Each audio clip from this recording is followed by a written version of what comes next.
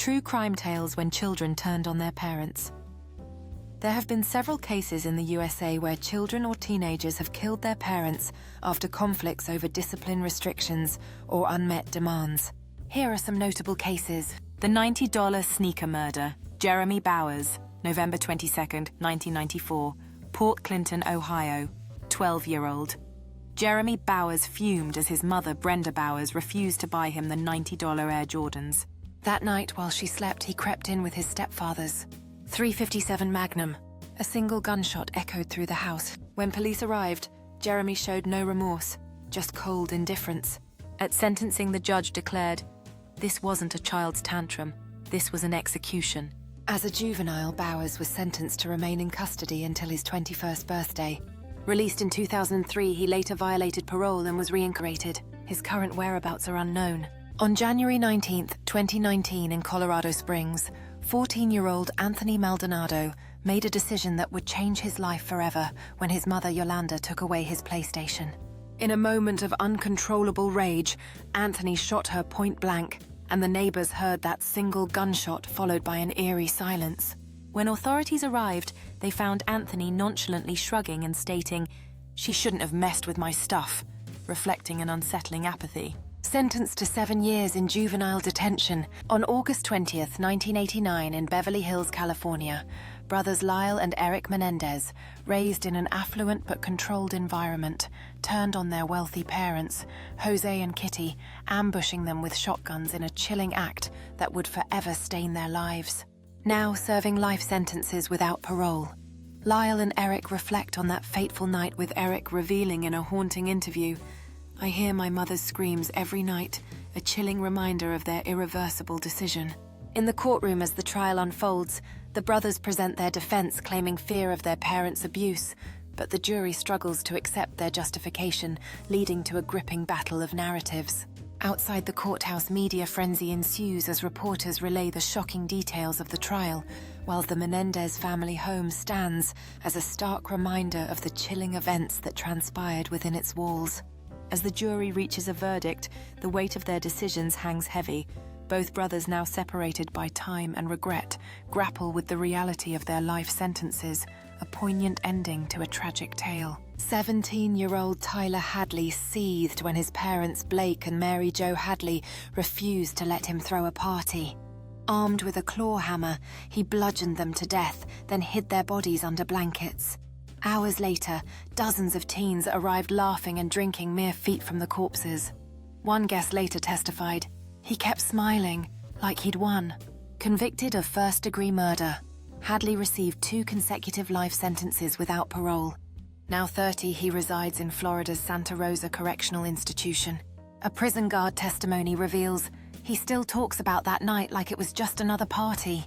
His laughter and carefree attitude from that fateful night haunt the memories of those who witnessed the aftermath, a stark reminder of the tragedy he caused.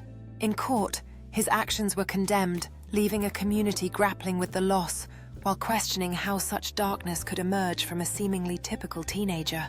In the aftermath, the community came together to remember Blake and Mary Jo Hadley, as questions lingered about the signs that went unnoticed before the tragedy unfolded. In Cockeysville, Maryland, on February 2, 2008, Nicholas Browning, a seemingly honors student at just 15 years old, found himself grappling with the weight of his choices as he engaged in forbidden drinking.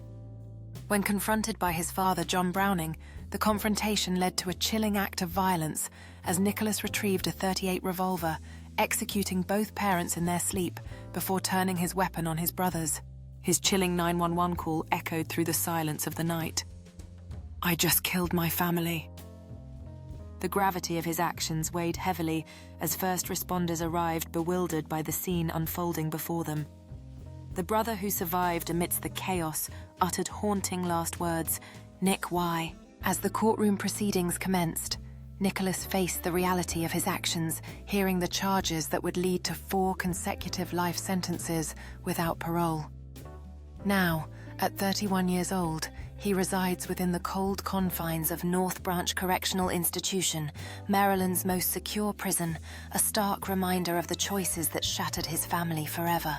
In a quiet town of Lorain, Ohio, a tragic event unfolded when 17-year-old Daniel Kovabasic, in a moment of rage over his grades, stabbed his father 61 times, leaving him with a haunting whisper, "He'll never yell at me again." Facing 23 years to life, Daniel became eligible for parole in 2033, but his journey through incarceration led him to embrace a new identity as a jailhouse lawyer, navigating the complexities of the legal system within the prison walls. In the confines of his cell, he pored over law books, transforming his anguish into a drive for knowledge, realizing that his father's harsh words could no longer dictate his potential. With each passing day, Daniel engaged with fellow inmates, sharing insights and strategies, channeling his past mistakes into a mission to help others navigate their own legal struggles. As the years passed, Daniel found solace in his ability to mentor others, forming bonds with fellow inmates while grappling with the weight of his own actions and seeking a path toward personal growth. Montgomery County, Texas. After his parents took away his car keys, Zachary Davis, 17, waited until midnight. He entered their bedroom and fired multiple rounds, killing his father, Michael Davis. His mother, Susan, survived by playing dead.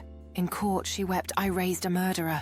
40 years in Texas prison, eligible for parole in 2045 at age 47. His surviving mother has never visited. 911 call recording. I think I killed my dad." The gravity of this tragedy reverberates through the memories left behind, a stark reminder of choices made and lives forever altered. The echoes of that fateful night linger, leaving a community to grapple with the consequences of one young man's actions. In the quiet of the night, secrets and tragedies unfold, leaving an indelible mark on everyone involved. In a quiet town in Pennsylvania, 16-year-old Jacob Remaley was deeply engrossed in violent video games. But when his mother, Susan Remaley, decided to take away his Xbox as punishment, something inside him snapped. In a fit of rage, Jacob grabbed his father's rifle, pressed it to Susan's temple, and pulled the trigger, leading to a haunting discovery by the police, who found him later emotionless and muttering, "She shouldn't have taken my games."